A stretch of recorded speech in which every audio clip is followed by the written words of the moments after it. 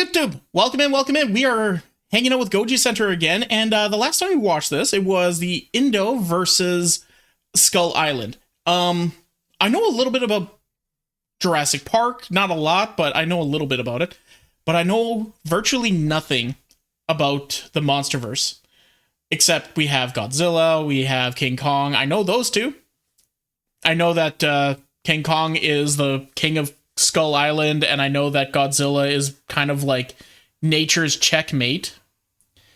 But I also know that there's so much more bullshit going on with this, and I want to start learning a little bit more about the MONSTERVERSE. I actually get involved with it, because there's so much. So we're going to start with this one here. What makes a Titan an alpha? This sounds like some kind of bro tip sort of thing, but we'll get into it. If you guys have any good suggestions on where to go, make sure to let me know in the comments and all that fun stuff. And yeah, let's start learning about the MONSTERVERSE. Today on Goji Center, we will quickly showcase all Alpha Titans in the MONSTERVERSE, explaining why they could be considered alphas, and finding common denominators to try to figure out what it is that could make any kaiju stand in this category. Pay close. Well, usually alpha just kind of means that you are the biggest, strongest, and kind of like the leader of your pack, right? Kaijus aren't a species, they're a classification. So, like, you could have a whole bunch of different wolves, but there's going to be multiple different alphas, right? Even though, like, one alpha is going to be stronger than another one. So, I guess that's kind of like the way that we're going with that, but we'll see what happens. We'll see how that correlates. Close attention and see if you can pick up a few patterns with us. We'll be covering 6 confirmed alphas that played that role in the past, and then looking at a few other Titans that could have fit this role. Ooh, that was a nice punch. Oh my goodness. As well, and a bit of a twist in the end. What makes a Titan an alpha is something that hasn't quite been given a definitive answer. Usually they're just given the title, and it comes in many forms, often referred to as alphas, king this, queen that, but no real reason was given as to how or why they received this title. Let's start with the first Titan in question, Kong. Kong was the first Titan? I thought it would have been Godzilla. Wait, who's older, Kong or Godzilla? Wait, it might actually be King Kong. Huh. As we know him, is a member of a species referred to as Titanis Kong, or great apes. These were highly intelligent, colossal apes that showed capabilities of forming structured, civilized entities and adopting leadership hierarchies. Great stone structures that dwarf anything built by mankind in the modern era, forming... Well, they're big. Of course they're going to dwarf anything that we make. Kong was around in, like, 1920. Godzilla was World War II. Oh, wow, really? Tribes, an understanding of crafting different kinds of weapons, complex engineering, clear evidence of military ranking structures involving individual troops, lieutenants, and tribes usually led by one leader. This leader would be one who imposes order, discipline by stern command, sometimes even using oppression and fear. Immediately, we think of Scar King. Now, we're not going to get into the nitty-gritty of whether or... Also, Scar King kind of he has a really cool, like, weapon. I like that he uses just a giant spinal column as a whip. That is kind of badass, not gonna lie. Plus he's basically King Kong, just lithe and fast instead of big and buff. Not Scar King and Kong were the same exact species of great ape, given their different physical appearance, but they did both show traits of leadership and command, which is why immediately both of these did not get along at all. Yeah. What can we get out of all of this? And how do these great apes have the title of Alpha? Unlike other Titans like Godzilla. Because they're the biggest and strongest in their area, of course. They lead their packs. That's why they would be alphas, I would assume. Ghidorah, Rodan, Shimo, Titans that do have unique biological traits such as biovolcanic, bioelectrical, or bionuclear. Great apes do have a hidden edge that some of the other Titans do not have, and that edge is an aspect of intelligence that other Titans lack. Okay. There isn't a real term for this, so we'll have to suggest one. Civilizational intelligence. An umbrella term for other forms of problem-solving abilities, such as technological, strategic, collective, and civic intelligence. All the same elements that made us, humans, the dominant species in a planet full of hundreds of thousands of animals that could kill or outlive us. For instance, yeah, we are small, squishy pink things. versus like elephants that can kill us just by sidestepping incorrectly, or a mosquito that bites us and it turns out they were carrying something that can you know put us on a newspaper, or like a friggin' dingo can go and take your baby. Like, it's just, we are a weak ass species, and yet we are the dominant one. Wonder how that works. It's because we are intelligent. We made special tools. We improve on our weaknesses with objects.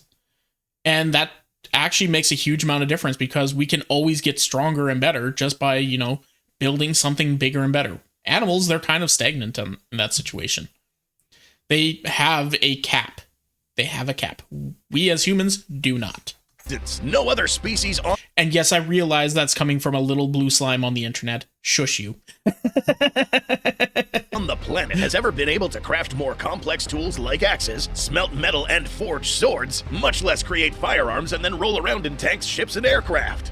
Speaking of which, we come to our sponsors. Conquering all 3 battle domains better than any apex predator in history. That's right, folks. That's what made us the world's apex species, and you too can continue to dominate the battlefield with these pinnacles of human combat technological achievement inside the best free-to-play large-scale multiplayer action game of all time, War Thunder. Yeah, hey, there it is. Feel what it's like to wield machines of power and dominate other real players? Want to have a whole arsenal of different tanks, planes, copters, and... That was a very smooth transition into the ad. I was with you for a little while there, and then I was like, wait a second.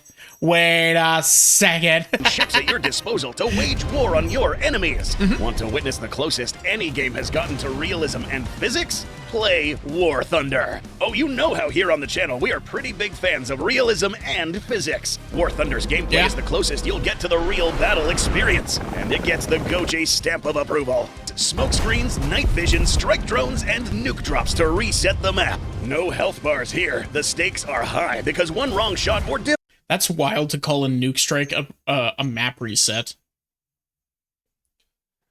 The power curve in Magic the Gathering is getting wild, guys. Reflection can spell doom. Realism reigns supreme here, folks. But it's even better with the new Spearhead update. Even better graphic updates. Stalingrad and Carpathian maps have turned even more realistic. And the vehicle roster expanded more with the arrival of the French Jaguar, Chieftain 900, and Souk MK2 AMV. You can play this for free by downloading the link below to play on PC, PlayStation, or Xbox. New players and those who haven't logged in for 6 months will get 100,000 Silver Lions, Special Decorator Eagle of Valor, and more. You can also play on your mobile device, and it's just as fun. Thanks to War Thunder sponsoring and giving us the chance to experience wielding the military tech that gave us dominion over the planet. The same element under the civilizational edge that gave great apes the power to fight against powerful titans like Godzilla and bring forth potential alphas. That's right. Well, I mean, Godzilla is like king of the titans, right? And King Kong just literally punched that motherfucker in the face. I think, yeah, he has intelligence. Well, I guess the trick is that Godzilla has the radiation buff, right? He's able to breathe literal beams of pure radiation. Plus, he's virtually immortal. Whereas Godzilla, he's a really big, strong monkey with a really big, strong brain. Still can't talk, though. Folks, great apes are seen using technology, cunning, and even other elements to control a more powerful individual and impose power by proxy. This was the case with Scar King and Shimo, but not all members of the great apes can become Alpha Titans. This guy certainly wasn't alpha material, and this one either. It's how they used the attributes of their own species that push individuals such as Kong, Scar King, and potentially even Zuko to hold the title of Alpha. Both Kong and Scar King were depicted as titans that ruled over a vast realm. In the end of Godzilla vs. Kong, it was established that Kong's realm was the Hollow Earth, while Godzilla took care of the surface. That was until Scar King showed up, who... Oh, that's right. The MONSTERVERSE has a Hollow Earth theory. Or uses the Hollow Earth theory. That's right, I almost forgot about that. By the way, was the ruler of the subterranean Hollow Earth realm, and sought to expand his empire. Wait, the subterranean Earth realm? So, like, we have the surface, we have the Hollow Earth, and then we have the subterranean Hollow Earth. So we have the inside, and then the underneath the inside of the top side of the what? And then we have, and I think what's her name? Ghidorah? Is it the three-headed dragon? Is that? Am I thinking of the right of the right dragon? Hold on. Yes, Ghidorah. And Ghidorah is like the celestial king? Comes from space, if I remember correctly? I'm lost.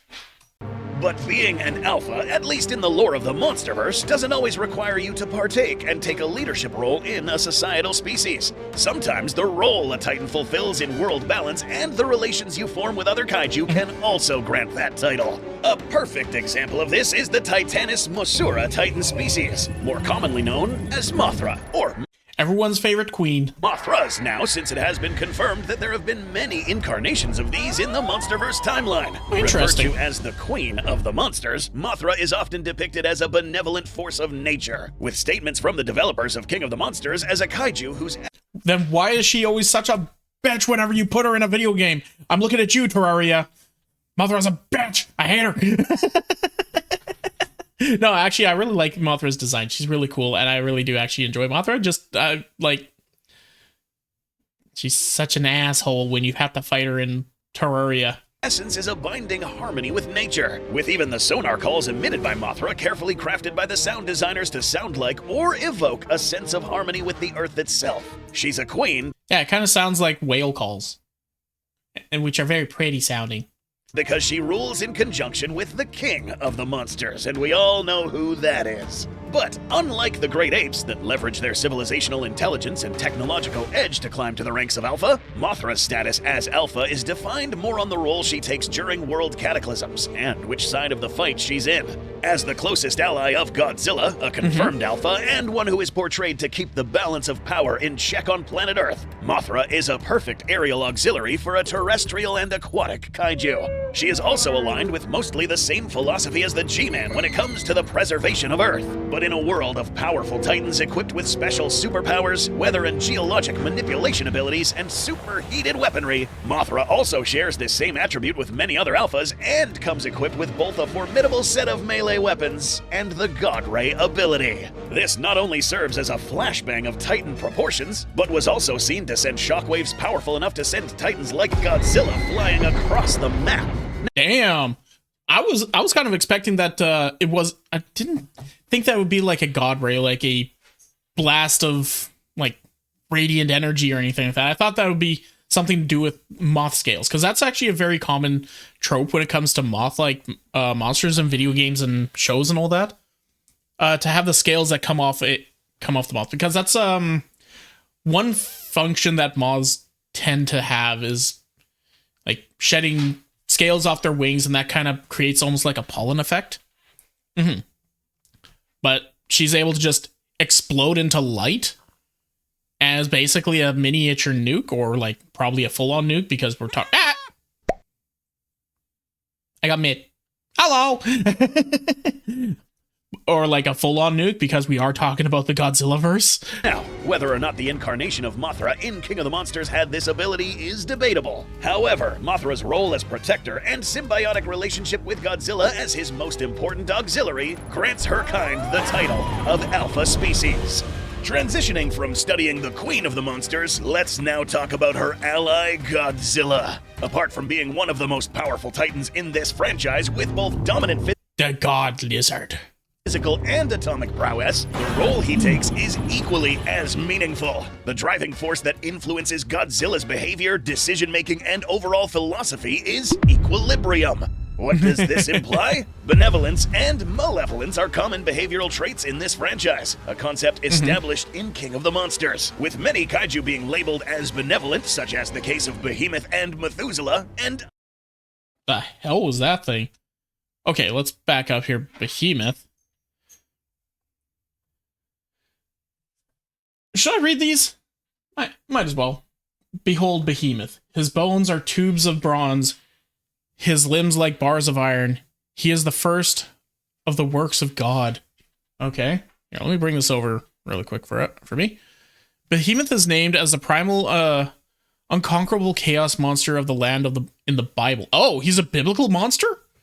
According to the book of Job, Behemoth and Leviathan are described to demonstrate to Job the futility of questioning God, who alone has created these beings and who alone can capture them. At the end of time, a great battle will take place between Behemoth, Leviathan, the chaos monster of the sea, and Ziz, the chaos monster of the air. Okay. Before they are slain by their creator, who will use them to shelter and feed the righteous survivor of the world. In the Haggadah, Behemoth's strength reaches its peak on the summer solstice of every year. At this time of year, Behemoth lets out a loud roar that makes all animals tremble with fear, and thus renders them less ferocious for a whole year. As a result, weak animals will live in safety away from the reach of wild animals. Without Behemoth's roar, animals will grow more wild and ferocious, and hence go around butchering each other and humans. Oh wow, reality. The name synonymous with immense size and power, Behemoth is a lumbering mammoth with woolly hide that erupts with serrated back spines and unbreakable granite fortified with metal and ore. Oh wow. Okay. So it's literally a big earth elemental in the form of a mammoth-like creature. His elephantine bellow is a titan war cry that can be heard for miles when it engages in combat, striking opponents with a seismic crash of thunder that from massive tusks cloaked in centuries of overgrowth. A benign protector with an almost symbiotic relationship with the environment. Behemoth presence breathes life into previously barren environments, as the massive amounts of droppings become a nutrient-rich fertilizer that can regrow entire rainforests and help restore the balance of nature and strengthen Earth's immune system. Oh, so his poop is magic.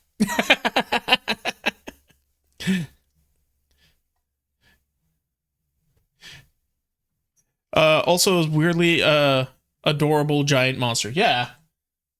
He has magic poop. It regrows the forest. Behemoth and Methuselah Okay. and other kinds. There we go. Grab it. Haha. Methuselah. Okay, more reading. Ahem. Methuselah. The myth. Methuselah is a biblical patriarch from the book of Genesis and is part of the genealogy linking Adam to Noah. Said to have died at the age of 969. Nice. He lived the longest of all figures mentioned in the Bible. His name has become synonymous with longevity. With some scholars... Oh. Yeah, that's fine. You know what? I'll just read it over here. There we go. Like author, yeah. I need to do an audiobook? No, nobody wants that. Wait, where was I? Okay, some scholars believe that Methuselah serves the symbiotic function of linking the creation of the flood and the apocalypse. Okay. The reality. A Titan sentinel with the power of camouflage. Oh. With the power of camouflage, Methuselah can remain hidden in plain sight, also to seamlessly blend into the horizon of any rocky environment as a mountain range, a glacier, even earning the nickname Archie. Among some in the monarch ranks, for his time spent as a derelict island in a remote Canadian archipelago, disguised by forests and vegetation that have claimed its rocky exterior for centuries of dormancy. Methuselah uses its mountainous body as a shield and sanctuary to protect or relocate entire populations from environmental catastrophes and Titan attacks. While lacking offensive elemental powers, Methuselah is a lumbering tank in combat, able to withstand a heavy barrage of attacks, becoming a granite battleship that bulldozes Titan opponents in combat. Oh, okay. So he's just a big-ass tank. Methuselah is the sleeping giant more humans have unknowingly seen throughout history as it waited patiently for the call to rise. If you have faith, you will say to this mountain, "Move from here to there," and it will move, and nothing will be impossible for you. Neat. Living mountain demon. Yeah, pretty much. Though, living mountain, like, savior, kind of? Like, he's a good boy. He's a good boy. I was expecting, like, an asshole, but no, he's actually a good boy. You labeled as destroyers. Example, Amulek, Tiamat. Oh my god!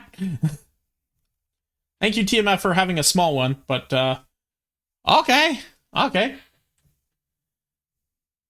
These are rough ones. Okay, behavior destroy. Okay, I see. Okay, let me do this. Give me a moment here. Oh yeah, that's fine. Amulek is a creature in the mythology of the Kalapuya people of Oregon. I very much apologize for my pronunciation. Commonly associated with drowning, disease, and fog. Oh. It is described to be covered in fur with several spots, a pair of horns in its head, furless legs, and a body resembling that of a traditional Western dragon. Interesting. The reality. Titanus Amulek is a massive, demonic-looking titan. He has a head similar to that of a deep-sea fish, and his body is made of plants. Several tree-like structures grow outwards from his back. From his back. Amulek's brain possesses powerful telekinetic abilities. His only true organic body parts are his head, spine, and some nervous system. The rest of his body, in quotations, is actually a telekinetically assembled mass of old vegetation, logs, branches, and moss, all melded together by his own mind. Furthermore, Amulek can telekinetically stretch and throw parts of himself at opponents with great speed and force. Stretch his arms several times their original length. Attacks on Amulek's body have no actual effect on him, as only the head is his actual form. Oh, interesting. Okay, so, yeah, he's a tricksy little bastard. Enough damage to Amulek's head will cause him to lose control over his form and possibly break it apart, leaving him vulnerable. His head is his primary weak spot, and having a plant-based prosthetic body. Amulek is susceptible to fire, but Amulek is able to generate bodies for himself. Wait, I lost myself. Oh, okay, there it is. Is able to generate bodies for himself, so long as his head is intact and there is enough plant matter to create a new one. Although he cannot use industrial debris, Amulek can create any form that he desires or that is beneficial to himself from the environment based on the available vegetation surrounding him, including forms capable of flight. Okay. He needs time to assemble new bodies due to his size, and must be near plant life to do so. Using the tendrils sprouting from his head, Amulek can send a powerful psychic blast into an opponent's brain. At least 2 tendrils must be attached to the victim for the attack to work. Depending on the size of and strength of the victim, the blast will either stun or outright kill them. Amulek will only use this ability as a last resort, as it drains his energy reserves immensely. Makes sense. The ash is greatest of all trees and best, its limbs spread out over the world and stand above heaven. Neat. 350 feet in body height. It's a destroyer worldwide. Tiamat and even. Okay, Tiamat. Alright. A bioluminescent demon of the ocean that emerges on land to feed on electricity. Ah, okay, interesting. Inspiring the sea serpent myth. Inspiring the sea serpent myth, told as a warning to sailors throughout history. Titanus Tiamat.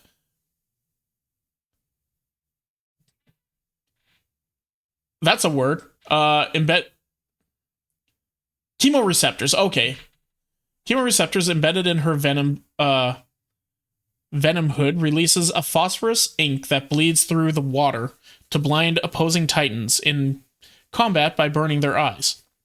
It can also act as an electrical conductor, creating an underwater electrical maelstrom. Within the dense cloud of viscous Titan bile, the cells in its body store and discharge electrical currents capable of boiling the ocean. At such extreme temperatures, the steam trail can be seen from space. Oh my god.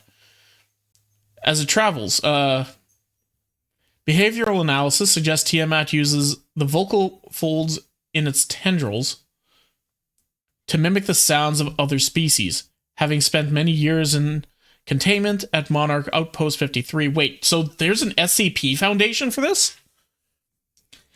It has also learned to mimic the sound of human voices, while also possessing vocal capabilities of speech. It is not unusual to hear the faint echo of a ghostly moan from within the containment facility under the slow and hungry clicking of its monolithic mandibles. That's crazy. That's crazy. And Rodan, some Yeah. Okay, Rodan. Within a Monarch containment facilities, within a Monarch containment facility atop the active Isle Demona volcano, a mysterious titan lies in pyrostasis. Pyrostasis. So it's like cryostasis, but like on fire? Oh wow, that's a big ass wingspan. 871 feet. Within the restless magma, the legend speaks of it as the fire demon, or the one born of fire, but a simpler name echoes through the ancient temples of volcanically active regions, Rodan. A volcanic internal combustion system of magma flows throughout a body covered in rock-like scales that act as geothermal armor. While much larger in size, Rodan has a skeletal structure similar to that of a pterodon, one of the earliest vertebrates known to have developed the power of flight. Just as Kong is king of the primates, Rodan may have once been the king of the skies. Because of the extreme temperatures within the particular containment facility, current lab equipment can't function properly. As a result, thermal heat signatures on the creature are impossible to collect. They probably just don't go high enough. And Monarch detection crews conduct cardiograms via aerial satellite for life sign detection and verification. Much like the volcano that incubates it, Rodan is alive, but dormant. Rodan's wings are wrapped around its body in stasis, but our cryptos estimate a wingspan big enough to create a sonic thunderclap capable of leveling entire cities as it flies overhead. RF capture scans reveal that Rodan's skin is not made of rock, but does have an outer dermis of sharp volcanic sediment collected from centuries of dormancy. Psyops theories, it's a psyop, theorizes that the vulcanized appearance of its skin may be an evolutionary trait developed as a form of camouflage against mountain and large rock formations. Truly, a titan forged in fire. Some kaiju, like Amulek, instill negative effects on the surrounding That is a really cool design, though. That is a really cool design for this fella. flora. Scylla, for instance, could reverse the effects of global warming on the ice caps, but could just as easily make them worse, and was seen spreading radioactive pollution around many times. Both of these were defeated by Godzilla, or in the case of Scylla, she was killed. These kaiju face-offs showcase Godzilla's So, Scylla, like the Greek monster Scylla, like from Epic, the layer of Scylla, and the whirlpool of crap, I can't remember the other creature's name. tendency to rush out and keep these destroyers in check. But there are some interesting exceptions. Long viewers of the channel would remember our breakdown of Titanus Nikika, one who is labeled as a destroyer and Another one. Let's see here. Something twisted that this way comes. Propelled by massive tentacles, winding through the darkest depths of the ocean, moving as if each one is possessed with a bloodthirsty mind of its own. History speaks of a monster cephalopod that devours entire ships, becoming a sobering and familiar horror. Tale shared by sailors crossing the sea for centuries. Nakika is a threat in and out of the water, using a vicious adhesive from its suction cup tendrils for traversal onto land. Sorry, my reading comprehension is shit, guys. I apologize. Traverses onto land, and to drain elemental energy from Titans gripped by the unbreakable tensile strength of its liquid muscle fibers. Intelligent as it is dangerous, Nakika can snap off large pieces of jagged seabed mantle or wields submarines as projectile weapons in combat. That's fucking terrifying. So it's on the same level as Kong. Gotcha. And is responsible for the destruction of an entire Monarch base. Despite this, Godzilla went out of his way to rescue this monster from a fleet of Titan traffickers. Whatever it was that made Nakika a destroyer, Godzilla still looks at the bigger picture and kept this one alive, as this Titan may be useful in the future. Multifaceted kaiju like Scylla, a default destroyer who can also reverse negative effects of global warming on ice caps, was spared in an initial skirmish on the condition that she submits. Amulek was left alive, perhaps for a similar reason. Tiamat's case, a bit odd, but probably a casualty in the name of the greater good. A Titan who was spared in a previous first skirmish, but then killed off almost instantly in GXK after she evolved and was told to hibernate instead. Go the fuck to sleep. And the fact that Godzilla required the energy housed in her lair to then save the planet. So what makes this Godzilla an Alpha Titan? Possibly the only kaiju with the necessary biological, physical, and intellectual attributes to fit the role of Warden of Equilibrium better than the vast majority of other Titan species. Now, does this imply that the other Gojira specimens, like Dagon, were also Alpha Titans? Perhaps, but nowhere near as adequate as the present-day G-Man. So far, all the Alpha Titans we discuss take a leadership or affiliate leader role in this global... That's what Alpha is. They're the Alpha. They're the first. They're the biggest. They're the strongest. They're the best, the brightest. They are the most well-adapted in their situation. That's what that's what the title is for. So yeah. And of course there's going to be like different levels of Alpha but let's be perfectly honest, the main reason why Kong is here is because, well, he kind of started it all. Godzilla's obviously the bigger man, but Kong's a G. Titan ecosystem. They all have a special ability that helps them maintain some sort of dominance over their niche. And interestingly, these three Titans were the only ones that refused to submit to the next Titan we're about to discuss, a monster that might redefine what an Alpha can be. Monster Zero, or Ghidorah, often preceded with the word king, is possibly the most powerful force of evil ever seen in this franchise so far. King Ghidorah. Well, as far as I know, I'm pretty sure that King Ghidorah is supposed to be like an alien, right? Wait, range is the worldwide? What does range mean? Nature, bioelectrical. Okay. We refrained from saying that all Alpha Titans were exclusively brought forth by the planet, especially with Dr. Emma Russell stating that Titans are the fever that combats any infection or threat to planet Earth. Ghidorah, being a Titan from extraterrestrial origins, cannot be put in the same I do know some stuff. Look, guys, I'm smart. I'm smart in some things. bucket as Godzilla, Rodan, Kong, or Mothra. Its body composition and quick regeneration abilities were aspects of this Titan that set it apart from the other kaiju. So much so that not even the Oxygen Destroyer, arguably one of the most lethal weapons created by mankind, did. The Oxygen Destroyer?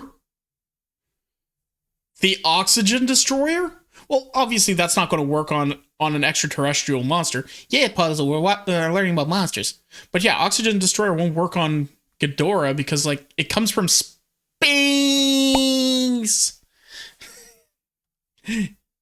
comes from space. It flew through a vacuum to get here, right? Right? Is that right? Not affect Ghidorah as much as it affected Godzilla. So, what else makes this one unique? Perhaps telepathy? Not quite. Even though it was implied in GVK that Ghidorah's heads communicate telepathically, despite sharing the same nervous system and emitting a yeah, that's kind of dumb. The heads speak telepathically through each other. How? Through the nervous system that they're connected to? Well, yeah, but that's telepathic, right? You're an idiot.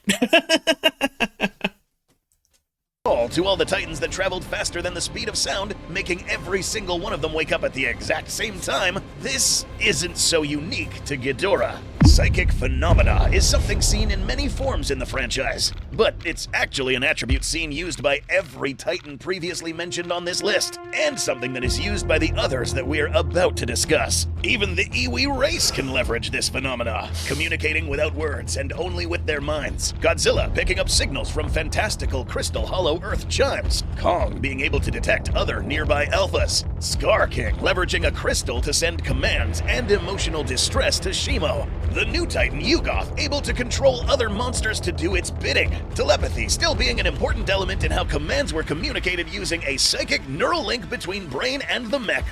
They command each other through pure aura and sounds. The list goes on and on. But it is a common denominator here. What makes this one different is its resolve, and once again, his role on the planet. Clearly, Ghidorah was driven by world domination and terraforming of the planet. Ghidorah, as far as I'm understanding, is a conqueror. They came to Earth in order to conquer it. You don't do that being a pushover. You don't. Planet. Everything it flew over, destroyed. Anyone who did not submit, he killed or subdued. This again lays bare another common denominator here, which is dominion. All Titans discussed so far seek to dominate a certain aspect. For Ghidorah, it may be controlling the Titans and molding the world to his liking. For Godzilla, it is to control all the Titans in order to keep equilibrium. For Kong, it was to keep Skull Island from becoming a predatory wasteland for other super species and keeping the human inhabitants safe. For Mothra to help Godzilla keep balance. And for Scar King to one day be the king of the surface world. Despite not being from Earth, Ghidorah displayed these same characteristics. And coupled with his insane powers and physical build, Ghidorah more. So the main cast are Ghidorah, Godzilla, Mothra, Scar King, and Kong. Wait, did I say Godzilla? Yeah, probably did. So those are our main people. So maybe we'll do after this we'll do like a deep dive into all those into the main casts. Might be an idea. Than fits the bill to be considered an Alpha Titan. Ghidorah was massive, but certainly was not the biggest. As seen in Godzilla Kong: The New Empire, there was another big one laying around and made us realize something interesting about Alpha Titans. No matter how large or powerful, there might always be a... Guys, I do apologize. Every time you hear that is just my dog shaking her head. She's got a little bit of an earache. I apologize. Way to defeat and subdue an existing Alpha Kaiju. Shimo, the Ice Titan from Hollow Earth, was introduced to us as a prisoner of war. As explained in another video, Shimo was very likely captured or subdued by Scar King and his army after Godzilla.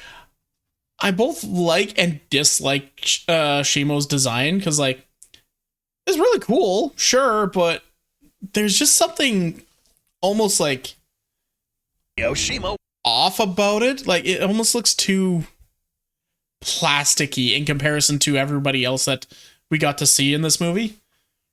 And it almost looked like it didn't fit, right? Am I the only one that thinks this?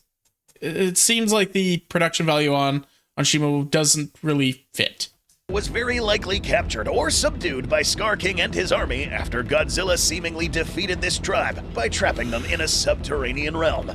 Now, the film does not explicitly mention that Shimo was an alpha in the past, but the novel does suggest that she might have been alpha before, at least for a brief period. Could she? Yes, actually. Apart from this mysterious skeleton we've talked about before, Shimo stands as the biggest Titan seen so far in the MONSTERVERSE. Almost as tall as evolved Godzilla while standing on all fours, and towering over Ghidorah. Oh my god! I did not realize that was how big she was. Holy shit. Bed, armed with a frostbite blast that could freeze other titans in seconds, or unleash a worldwide climate-altering event that could reset the global ecology, we are looking at one of the most powerful monsters on this list. And Scar King had them under his control? That's wild. Allegedly the one that caused the last ice age, it's clear that Shimo at some point made the decision to freeze the Earth, possibly as a form of reset. Whether Godzilla had anything to do with this decision-making is debatable, but Shimo certainly checks all the boxes to be able to become an alpha. If you're paying She's got a funny turtle head? Yeah, just a little bit. attention, we're now transitioning from confirmed Oh, never mind. Those aren't the main cast. That's just the ones we've talked about so far. I get it. alpha kaijus to monsters with the potential to become alphas. Shimo is an interesting case because despite the book alluding to the idea that she was once an alpha, at the end of GXK, we see her obey a command from Godzilla to kill Scar King. Was this her obeying Godzilla, respecting his authority? Or was this just Godzilla allowing her to have the chance to avenge herself against the monkey devil? Could be both. Worth noting that in a Shimo, what? You want to beat up Scar King for what he was doing to you? Yes. Get him, Queen. You got it.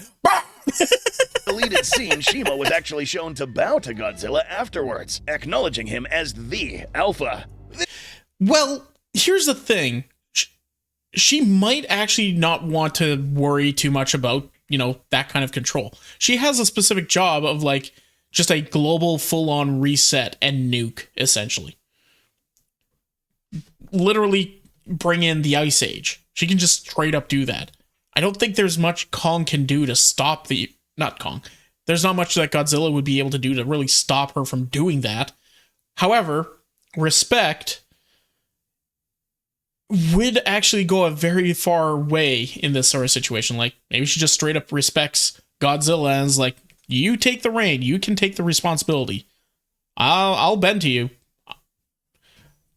But we both know who you have to come to when we need to reset this bitch. It's not saying that Godzilla is not strong. God, no. I know Godzilla is really powerful. This was likely left out because seeing another alpha bow to another alpha in the presence of another alpha was going to be a little weird for Kong, especially given that Kong was then going to take Shimo back with him at the end. Shimo certainly is capable of becoming one, but never Maybe Shimo is actually more of a companion-esque Titan. Not gross. Guys might know the gutter. More like canine, like a they function more as like a pet. Maybe? displayed that leadership element that Kong, Scar King, Godzilla, Mothra, and Ghidorah have. So, this one's in the middle. Another example of a Titan species that could bring forth what some may consider an alpha is the Muto species. Now, this one is a bit tricky because unlike the great apes who have to contest for this title as king, the Muto's entire life cycle, biology, and the way their quote-unquote society works really only yields one end result: the development of one Muto Prime. This individual is said to emerge after successfully surviving many encounters with other female Mutos and successfully metamorphosing to this state. Undoubtedly the most powerful form of Muto, but still not 100% clear on whether this title of Muto Prime implies a true leadership role or just a status role, or just the responsibility of starting the Muto life cycle again and ensuring the preservation of their own species. So this one's a bit debatable, but important to bring up nonetheless. Well, they have a different hierarchy, right? Not all animals have that same kind of leadership sort of situation. You look at wolves, they have their alpha, they have their omega, and then they have everything underneath going that way. It's the same with lions, hyenas, a lot of pack animals. Then you have insects. Insects have a hierarchy based on, who's biggest, who's strongest, and also breeding potential. A lot of spiders. Actually, we'll even use praying mantises because these guys kind of look like mantids. Females will lure in the males, mate, eat the head for nutrition in order to raise the young, right? That's kind of the idea behind them. So they don't have like an alpha and all that. They just have, okay, who's the biggest and strongest? Who's the prime? Who's the one in charge of the species just in general sort of idea. So you can't really like add the alpha. I see where the confusion's starting to come up here, because we're calling all these Titans alphas when alpha isn't really a term that we need to apply to every single animal. I think it's just a convenience sake for who's the main character. Did it become an alpha of other Titan species? It certainly is powerful enough to put up an extremely good fight against other kaiju like Godzilla, Mothra, and great apes. And seeing another Queen Muto acknowledge another alpha does imply that they technically could. But whether they are alpha material will depend on how well they can enforce their dominion. This one is a maybe, especially after the Apple series Monarch Legacy of Monsters seemingly retconned Muto Prime. So, we all know about the big, angry bird, Rodan, and his 3 attempts at pecking at alphas, with results amounting to an embarrassing net loss. It took 2 ass whoopings from 2 alphas for Rodan to finally realize the 3rd challenge was likely also not going to go well. However, this does not mean that Rodan is permanently out of consideration. This guy certainly can brew up motivation to face alphas, himself being actually quite powerful, with some pretty destructive abilities. Cyclonic drifts, volcano agrokinesis, supersonic flying speeds, etc. These are some words that he's throwing out there. Volcano agrokinesis? Is it just an ability to piss off a volcano to erupt? If we do see Rodan fighting an alpha again in any hope that it might win and attain a real title, it would have to be against Godzilla, and it will need to go through some serious evolution. Can he? We're going to say he might. Tiamat was another Titan that went through an evolutionary process using a stockpile of solar radiation. So if Tiamat can, Rodan just might be able to pull the same stunt. Speaking of Tiamat, this is an exceptionally powerful monster that actually fought against the G-Man in the graphic novel Godzilla Dominion, and put through a bit of a struggle. Still, she was defeated, and Godzilla once again made the opponents bow. Immediately after, Godzilla lets out an alpha call to send everyone else, including Tiamat, to sleep. Interestingly, this was the same exact sequence of events that happened. So Godzilla keeps everything in check and is going around grabbing all these monsters and being like, hey, you listen to me, you little shit. You do what I say. If I need to call on you, you come and running. If we need to take care of something using your abilities and using your dominion, we'll take care of it, but you have to do so under my watch. Sort of situation. Bow to me. Kind of wild. And when Rodan lost versus Ghidorah, a challenger pulls up to an alpha titan. The challenger loses, and the alpha proceeds to let out an alpha call. Had Tiamat won this duel, she would have possibly cemented herself as the next queen. But the next and last contender we're about to discuss was literally seconds away from establishing a new dominion of terror, and perhaps doom for the remaining titans. Mechagodzilla is a special category. And Mechagodzilla, like Mechagodzilla is actually in a category of their own here. Interesting, because they're not a beast. They're not a living creature, right? Or are they? I don't know. Category of its own. Not really a biological titan, but rather a mech using biomimicry, with some trippy sci-fi concepts involving neural telepathic links and supernatural elements. Controlled by a human, but also forming a neural link with traces of Ghidorah's neural elements to then control Mechagodzilla. This turned out to be a grave miscalculation from Apex Cyber. Yeah, that sounds like it's a bad idea if you're combining, like, if you're giving basically Ghidorah a new host. That sounds like it would be a very bad idea.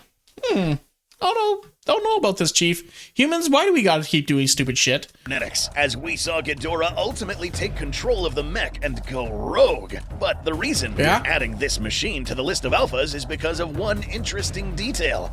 Humans. Surprise, surprise. And this is actually a detail that was highly overlooked in Godzilla King of the Monsters. Listen closely. We think Emma activated the Orca somewhere near Boston. That's why Ghidorah and Godzilla are both headed that way now. But we haven't been able to pinpoint the exact location without the missing piece of the Orca signal. I've got the missing piece. It's Godzilla, right? I mean, I know we already tried. Not Godzilla. It's us.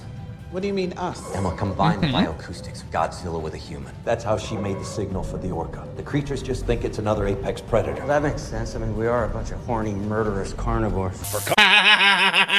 It's true, but we are also part of the cycle of Earth. We might be very like disruptive to the planet, but we are still part of the planet. So in this war of literal like elemental beings beating the shit out of each other and trying to fight for balance, we are technically part of it.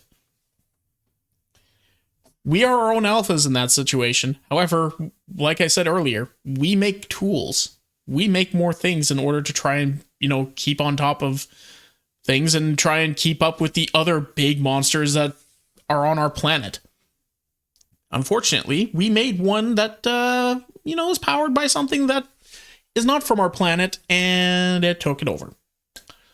We're dumb. Context, a big plot-driving element in this film was the Orca, a device capable of amplifying something called alpha signals, frequencies that Titans understood. A Titan hears it, and it either obeys it, or it causes it to go apeshit. Stay with us here. At the end of the film, Madison stole the Orca and let out alpha blasts that caused all Titans around the world to stop attacking cities. Ghidorah heard it and immediately thought it was another alpha. This same call also attracted Godzilla, turning Boston into the final battleground. This clip reveals that a huge, important element in creating these alpha frequencies was adding bioacoustics of humans. Titans hear it, and they think it's another alpha titan letting out signals, implying that the human race in itself has common denominators with alpha titans.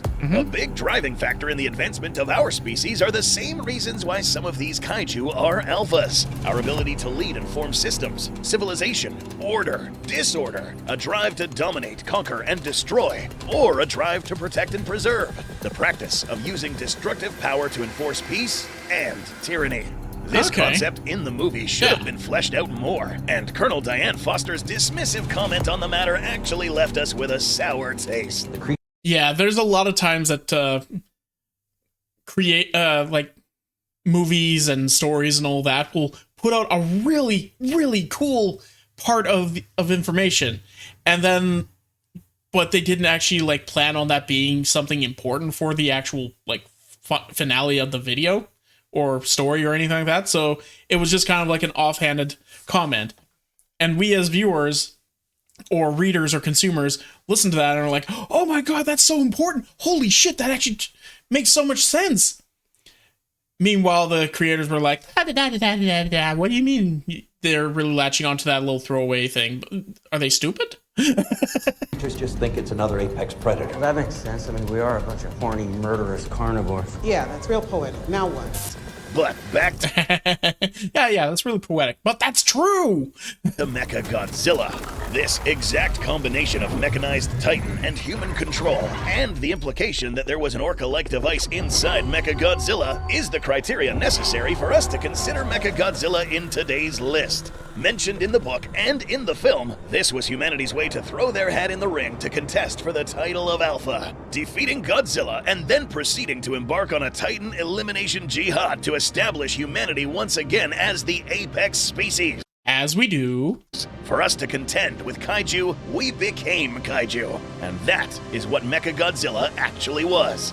So, to settle this once and for all, being an alpha goes far beyond raw strength and prowess. A true alpha must demonstrate leadership, commanding or influencing other titans. They must wield a defining advantage to enforce their influence, whether that advantage is sheer intelligence, a singular ability, or both.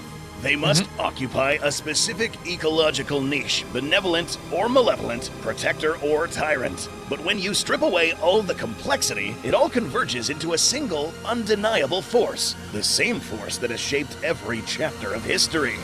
Control.